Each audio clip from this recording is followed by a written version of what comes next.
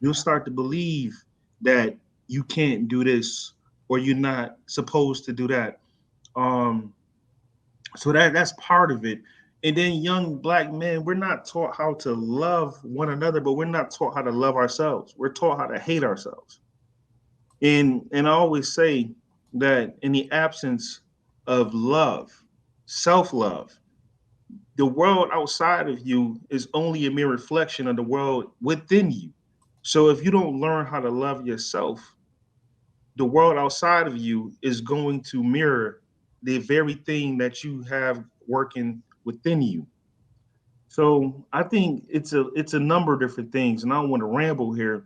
Um, like I said, it's the conditioning, it's the programming, So, so, it's but dig deeper. Where's that conditioning coming from, and where's that programming coming from? Like, where do you think it all starts? How, where? Because we didn't. You know, you're not necessarily born like that, right? We all born, and we're getting programmed from our parents. But where are they getting it from? Where does it start? it's structural. So they got you got the Welfare Reform Act. You know, you can go back to Vietnam War when men were when they went to war and they came back home, they were allowed to be part of their families in order for the family to continue to receive government support.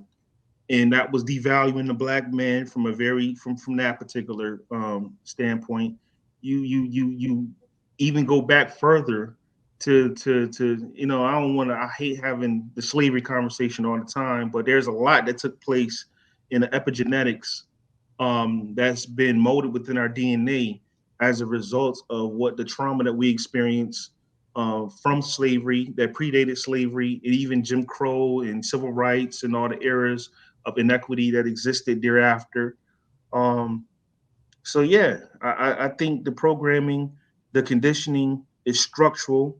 Um, it's something that has taken shape and taken place for decade after decade, generation after generation.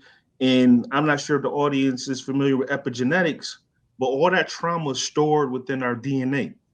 So, you know, Paul, I'm not sure if you're still there. I don't see you. Yeah, I'm here. I'm here. Okay. I, I put the spotlight on you, brother, because you kicking some good stuff. So, Oh, I got you speaking some truth, and that epigenetics is real, man. It's a mhm. real deal, and I want you to dive in because I think so. In my new book, From the Gutter to Greatness, I give an example about that trauma, right? And so that trauma, how it's ingrained in DNA. And so one of the things that I deeply believe is, and they say alcoholism, right? That's put into your DNA. So if you're an alcoholic, there's a good possibility that your kids and their kids could be alcoholics because that trauma and the damage gets put into the DNA and then it gets passed through the DNA, right?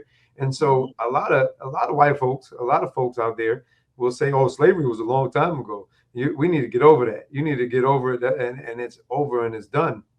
But what's interesting to me is if and I told a fictional story that could be real somewhere, but a story of a little white girl who was abducted and who was raped and abused and God forbid, I hate that to happen to anyone, but who was abducted, who was raped, who was abused, and then later on found, and then when she was found as an adult, the trauma that she experienced, and I try to paint a light of if you could understand the trauma that she went through, and you could understand that and empathize with that trauma, and then think about how that trauma now later affected her family, the family unit that was intact, and then on top of it, when she has kids, how's that trauma going to affect those kids? And you could believe that, you could feel it, and I give some a real detailed indication of what when occurred in this fictional story.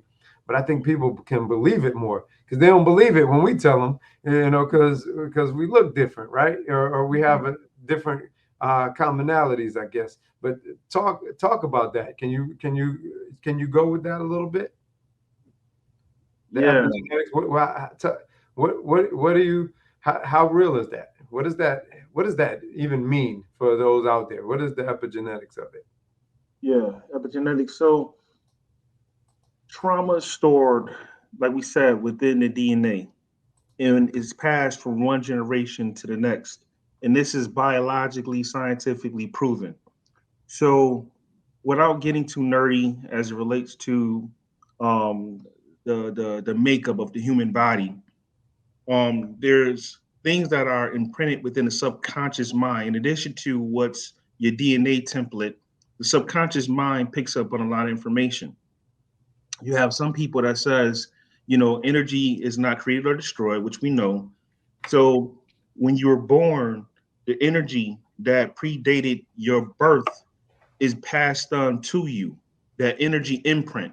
So considering the simple fact that energy is not created nor destroyed, in you are born, let's just say I was born in 1981, everything that my mom went through, everything that my father went through, everything that my grandparents went through, I become the sum total of those experiences. Although my conscious mind may not necessarily fully grasp or understand it, it's still embedded within my subconscious programming. So I'm born with the subconscious programming and I'm predisposed to these things that have taken place prior to my existence that still informs and conforms who I am as an individual, as an adult. So I'm not necessarily the biologist or the scientist that can speak to it, but I will say these two things. Epigenetics is real. It's scientifically proven. I'm not the expert that can speak to it, but there's so many experts like Bruce Lipton. Um, he's someone who speaks on the topic, and I recommend that the audience do some research and look into Bruce Lipton because he's a scientist that has proven this time and time again. There's another Joe Dispenza is another person that speaks to epigenetics, and I think that he's a person that the audience should do some research and look into as well. And the second thing that I would simply say is relates to epigenetics. It's the like I shared earlier with being there's the difference between cold anger and hot anger. Everything that I've been through defines the person I am today. Everything that my parents been through define the person who I am today. Everything that my culture and my grandparents and everyone who predated who were responsible for my mom's makeup, for my father's makeup, irrespective of their role in my life, it defines who I am today. So nothing is lost. Everything is part of the overall makeup of the human experience. You know, and I think that's a great setup for what we're talking about here, because we're talking about generational poverty, right? And so a generation is usually like you, and then there's your parents, and then there's your parents' parents, and those are each defining generations. So if your parents went through trauma and you went through trauma, and now your kids, it's genetically ingrained in them that they're Mhm. already having some setbacks. And so I personally believe that it was systemically designed that way, because there are institutions and government and the world who doesn't want us necessarily to get ahead, because they're afraid of what may happen and might cause some change. Because it was interesting. I heard Steve Harvey talk about the other day. He was talking about where Trump said "Make America Great," but making America great was an excuse for people to express how they feel, and that it wasn't great because it's not back how it was, 50 years ago or 60 years ago. And institutionally, there's some similarities, but we've progressed slightly, but it's become more hidden. It's become more covert than overt. And he was saying, like, let's take it back to what it is, and trying to keep us down. And so, but I think that we got to break that curse. Mhm. So we got to break that curse. And I definitely believe in the trauma. I believe in the epigenetics of it. I believe that it's ingrained in us, but I also believe that we have the power and ability to change it.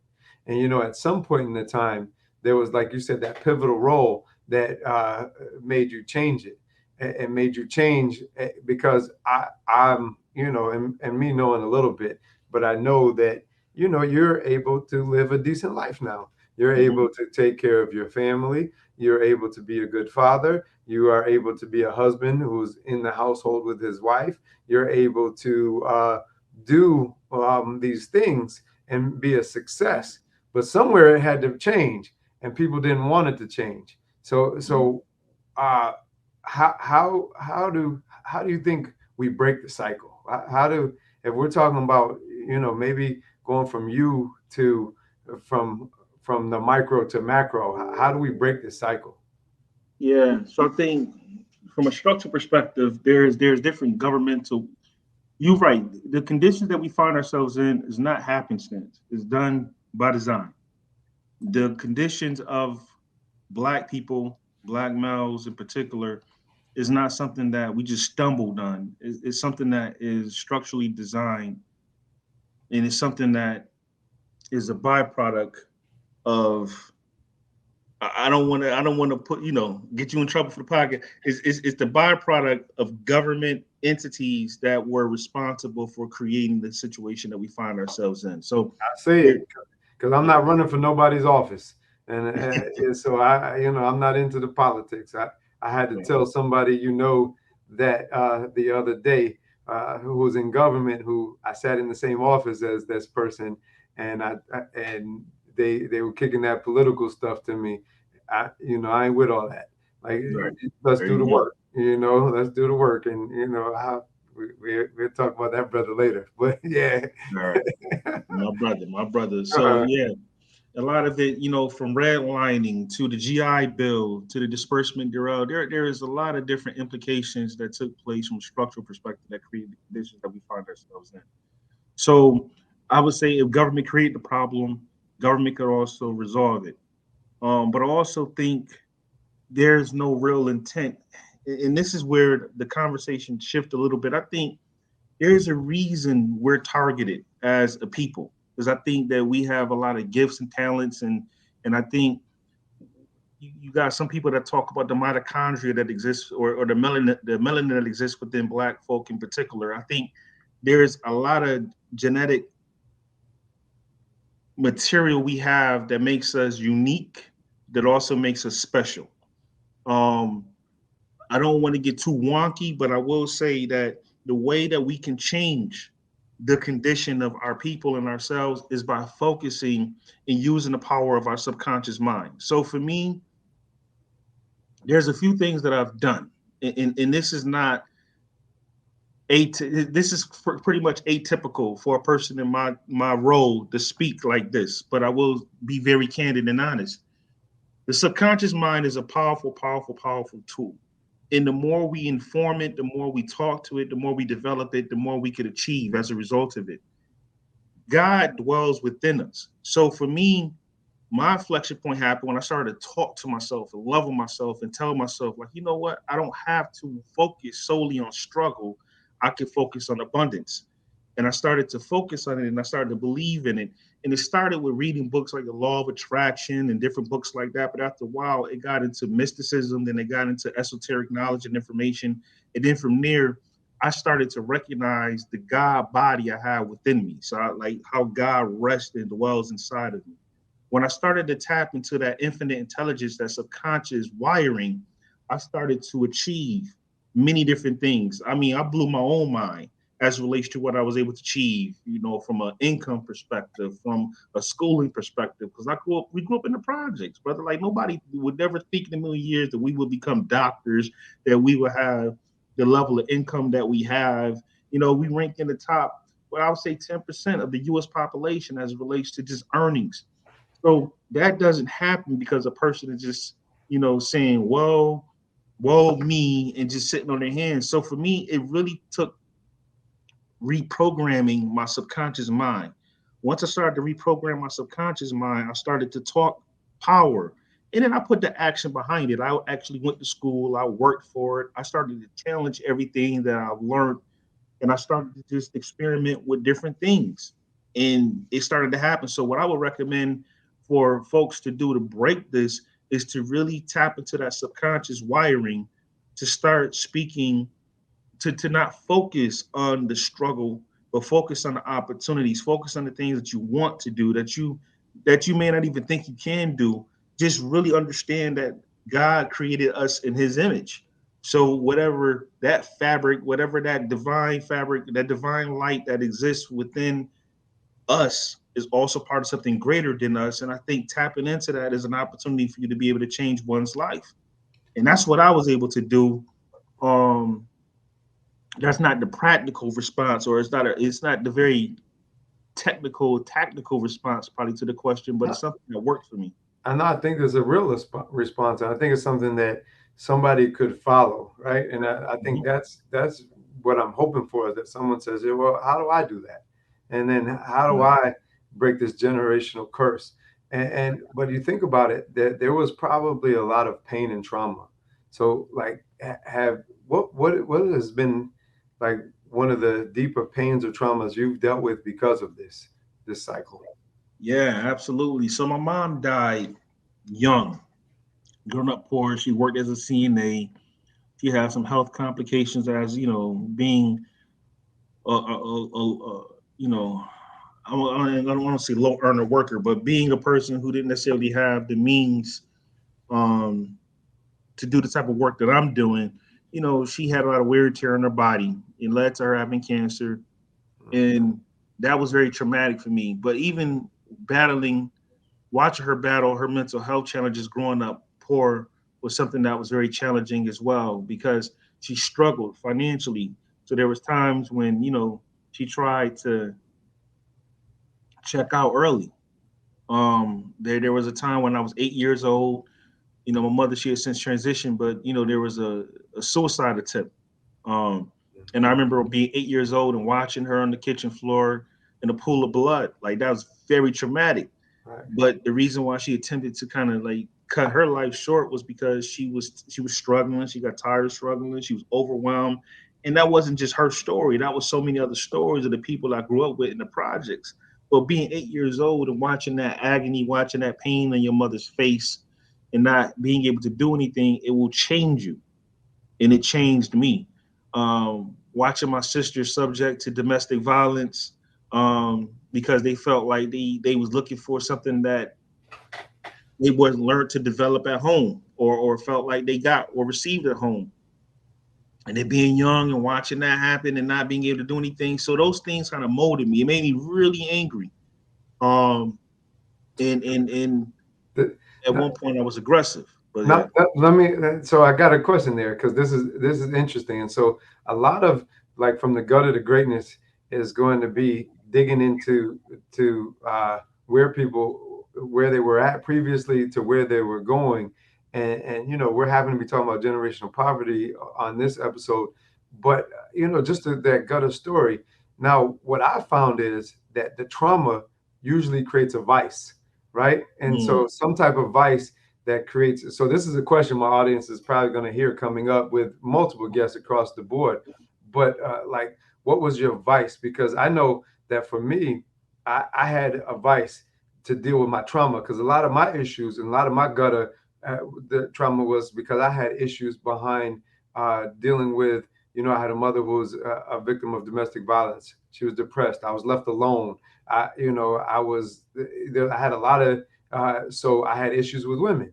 So my vice became women. And and then I had other people, like I tell stories in the Gut of the Greatness book, that I had a good friend and one of my cousins, and I used them in the book without saying their name, but one was alcohol, one was weed, and and I talk about how they masked their vice, and sometimes we have multiple vices. Sometimes it's anger, sometimes it's aggression, sometimes it's violence. What and I'm not trying to plant your vice, but what did you have a vice? What was your vice? my vice was similar to yours, brother. Women, man. Yeah. I had an issue with women, and not abusing women or not being in a situation where I was lying to women, but just the need to have a woman or just multiple women in my life. And That see, that that's was what I learned too. Like, and I think we learned like a similar error, is like that. the multiple, like it was quantity over quality, and it was like almost like it was a badge of honor, like take one more drink or get one more drug. It was almost became an addiction and became a habit where I know that women became my vice, and that I would try to use them as a conquest, and then feel I would want to feel better about myself, to feel the love and to fill the void that often I didn't feel, that I felt empty without that, and that was something that was, and I have to check that vice, and where I'm in a much better place, but I have to mentally, physically, spiritually check that vice now, because they say once you're an addict, you're always an addict, and Mhm. and so I've never been into drugs like that. I'll drink once in a while randomly.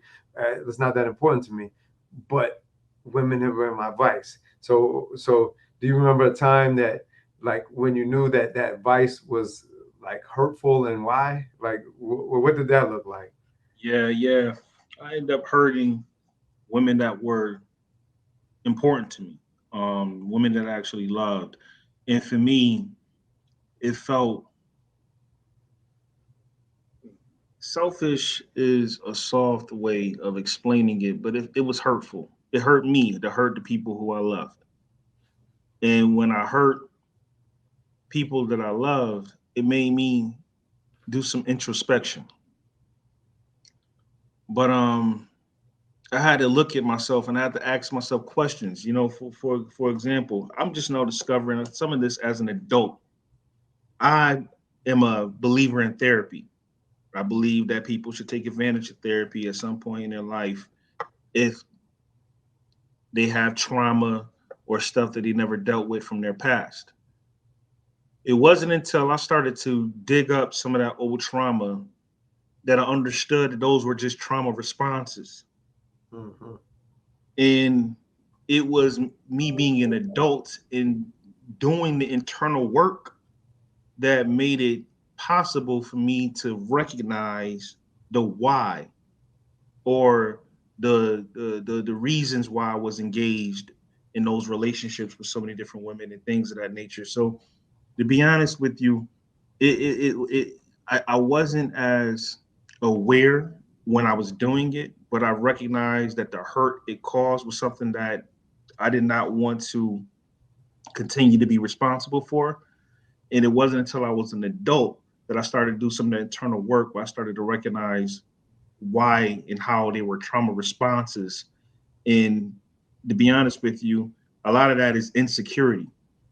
It comes from a place of insecurity. It comes from a place of just lacking, self love and not taking care of self. Because when you recognize that the world within is reflected outside and vice versa, you'll start to recognize that you have more control over everything that goes on in your life when you do that internal work.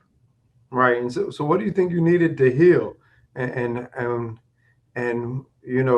what was that healing process look like? Because as Black men, we're afraid of the healing, right? We're Mhm. afraid of the therapy. Like, I've had a therapist for years, and I've had to unpack as well. And Mhm. I'm not embarrassed or ashamed to say that has helped me get to a better place of unpacking and trying to figure out who I am and who I need to be and what do I need to do to heal, and also identifying and checking those triggers so that I don't go back to some of those feelings, because those emotions, like my emotions, I didn't learn how to process my emotions. Like, I was emotionally taught, like, men don't cry. I was emotionally taught that, you put it away in a box and, survive, versus Mhm. being in tune to and tap with those emotions. Like, what did you need to do to heal? Yeah, that's a really good question. Actually, you asked a number of good questions. Right, that's why I'm getting paid to do this, brother. Yeah, yeah. I'm just trying to think Uh, how deep I want to go. There was things the way I was raised. There was some abuse that took place at one point as it relates to like just growing up with older sisters, and one of my sisters didn't feel, she she had some challenges, and she, was physically abusive. Like she used to take all types of objects, and me being young, I'm 9 years younger than her. That was kind of rough. You trying to fight, you 9 years old trying to fight a 17-year-old or 18-year-old. You ain't got no wins, especially when there's weapons involved. So there was a lot of that stuff I needed to heal from.